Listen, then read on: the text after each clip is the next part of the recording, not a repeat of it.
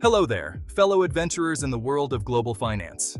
Today, we're diving into the exciting and sometimes perplexing world of overseas direct investment, or ODI. Don't worry, we'll keep it simple, like a Bollywood plot explained in 2 minutes. Imagine you're an Indian company with dreams bigger than Bollywood. You want to expand globally, maybe set up shop in a foreign land. That's where ODI comes in. It's essentially taking your hard-earned rupees and investing them directly into a foreign company or setting up your own venture abroad. Now, there are 2 main ways to do this: the automatic route and the approval route. Think of the automatic route as a highway.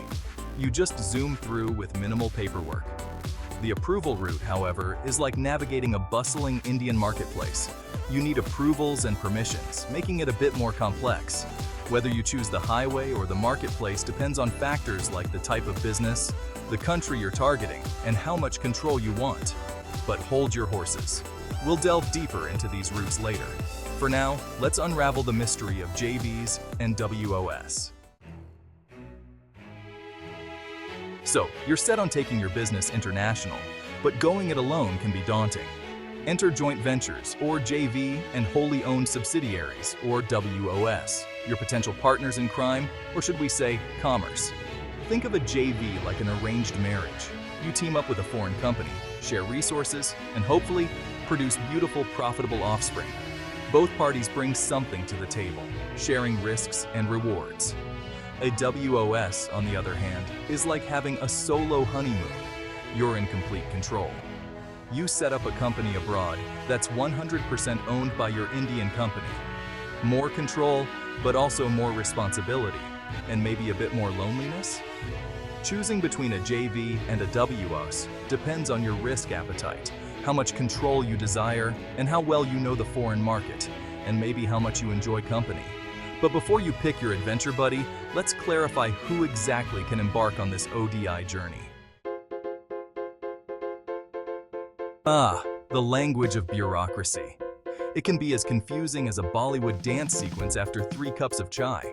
So, let's decode 2 important terms in the ODI world: Indian party and resident individual. An Indian party is basically any Indian company or entity wanting to invest abroad.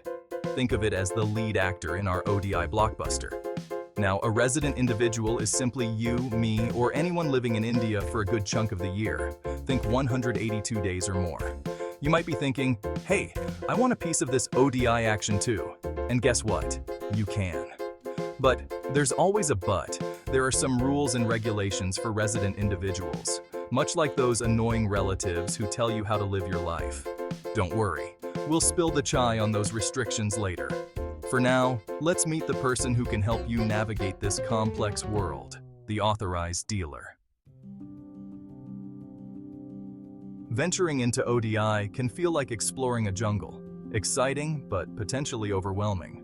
That's where your trusty authorized dealer comes in, your very own ODI Sherpa. Authorized dealers are usually banks designated by the Reserve Bank of India, the big boss of Indian finance. They act as intermediaries between you and the RBI, ensuring you follow all the rules and regulations. Think of them as your financial travel agent. They help you with documentation, approvals, and even guide you on the right path for your ODI journey. They're the ones who will tell you what forms to fill, where to get your documents certified, and how to avoid stepping on any regulatory landmines. But like any good guide, the authorized dealer needs to be kept in the loop. You'll need to report your ODI transactions and seek their guidance at various stages. They're your partners in this adventure, ensuring a smooth and compliant journey. Section 5. New Rules of the Game. Navigating recent changes in ODI regulations. The world of finance is like a constantly evolving Bollywood dance number. Just when you think you've mastered the steps, a new beat drops, and you're left scrambling. The same goes for ODI regulations. Back in 2013, the RBI, in its infinite wisdom, decided to spice things up with the Foreign Exchange Management Regulations, or FEMA. These regulations brought about some significant changes, particularly for resident individuals wanting to invest abroad. One major change was the introduction of a new limit on how much resident individuals can invest abroad.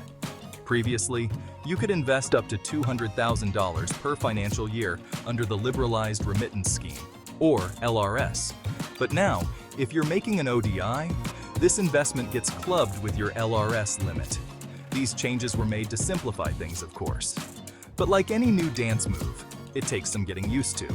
So, it's crucial to stay updated on the latest regulations and consult your trusty authorized dealer before you bust a move in the ODI market.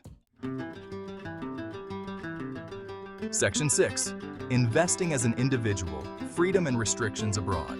So, you're a resident individual with a thirst for international investments? Good news. ODI isn't just for big corporations anymore. You too can get in on the action, but with a few caveats naturally. While the RBI encourages overseas investments, they've also set some boundaries, like a protective older sibling. You have the freedom to invest in various instruments and assets abroad, but there are limits on how much you can send out. Remember that combined LRS and ODI limit we talked about? That's one restriction. Also, you can't just invest in anything your heart desires. Investing in certain sectors like real estate or gambling might be a no-go. The RBI wants to ensure you're not sending all your hard-earned rupees into risky ventures. So, they've laid down some ground rules to protect both you and the Indian economy. It's all about finding the right balance between freedom and responsibility.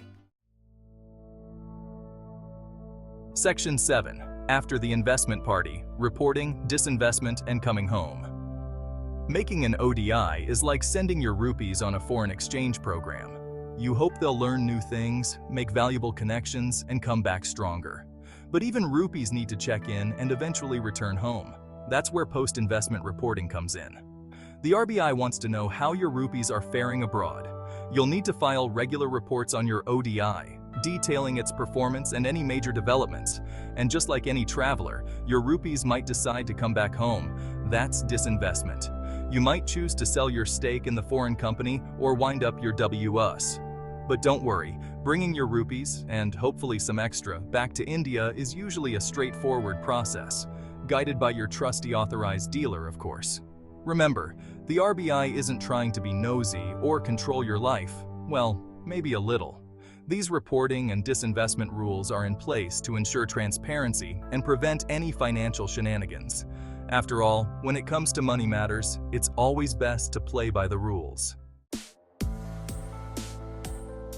Section 8. The automatic route. ODI on autopilot, almost. Remember that ODI highway we talked about earlier? Buckle up because we're about to cruise down the automatic route. This route, as the name suggests, is the simpler, faster way to make an ODI. It's like ordering your favorite biryani online. Quick, convenient, and minimal hassle. But just like online ordering, there are some terms and conditions. The automatic route is primarily for investments in sectors and countries deemed non-sensitive by the RBI. Think of it as the RBI giving you the green light to invest without jumping through hoops. You'll still need to follow certain procedures and file some paperwork. It's the government, after all. But compared to the approval route, the automatic route is like a walk in the park. Your authorized dealer will be your guide, ensuring you tick all the right boxes and your ODI journey is smooth sailing. Section 9. ODI Paper Trail. Documents to pack for your investment journey. Paperwork! The bane of our existence, yet a necessary evil, especially when it comes to ODI. Think of it as packing your bags for your investment journey. You wouldn't want to leave out essential items like your passport or visa, right? Similarly, there are certain documents you need to have in order before you embark on your ODI adventure. These documents act as proof of identity, address, financial standing, and the legitimacy of your investment. Some essential documents you'll need include PAN card, your unique identification number for tax purposes, KYC documents, proof of identity and address, like your passport or Aadhaar card, financial statements, to show you have the financial muscle to make the investment, project report. If you're setting up a new venture, you'll need a detailed plan, approvals and permissions. Depending on the sector and country, you might need specific clearances. Remember, this is not an exhaustive list, and the specific documents required might vary based on your circumstances. Your authorized dealer is your best bet for getting a personalized checklist tailored to your ODI plans. Section 10. Fueling your ODI dreams. Where does the money come from? So, you've chosen your ODI destination, packed your documents, and are ready to roll. But there's one crucial element missing: the fuel for your investment journey. Just like you can't drive a car without petrol, you can't make an ODI without funding. The good news is, there are several legitimate sources you can tap into to finance your overseas ventures. One common source is your company's internal accruals. Basically, your profits plowed back into the business. You can also explore external funding options like bank loans or equity investments. However, the RBI keeps a close eye on where the money is coming from. They want to ensure you're not using shady sources or putting the Indian economy at risk. So, be prepared to provide documentation and justification for your funding sources. Remember, transparency is key when it comes to ODI financing. The RBI wants to see that you're playing by the rules and using legitimate channels to fund your global ambitions. Section 11. Paperwork, paperwork, paperwork. Navigating the ODI bureaucracy. We've arrived at the final and perhaps most tedious stage of our ODI journey: the paperwork. Yes, there's a lot of it, but think of it as a necessary ritual to appease the bureaucratic gods. Besides the standard documents we discussed earlier, there are a few specific forms and certificates you'll need to navigate. Net Worth Certificate. This document certifies your net worth, which is basically your assets minus liabilities. It's like a financial report card that shows your overall financial health. Valuation Report.